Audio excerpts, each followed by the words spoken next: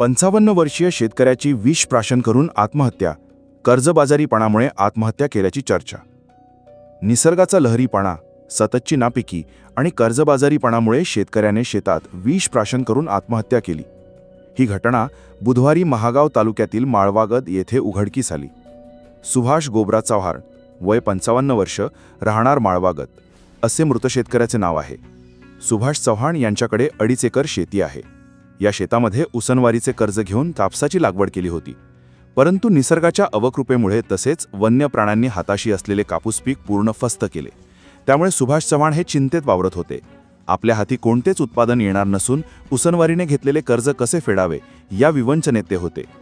अशातच बुधवारी शेतात फेरफटका मारण्यासाठी ते गेले होते.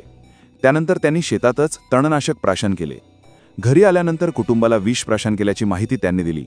त्यामुळे कुटुंबामध्ये एकच खळबळ उडाली. घटनेनंतर सुभाष चव्हाण यांना पुसद ग्रामीण उपजिल्हा रुग्णालय आणि त्यानंतर यवतमाळ येथील शासकीय रुग्णालयात उपचाराकरिता दाखल केले.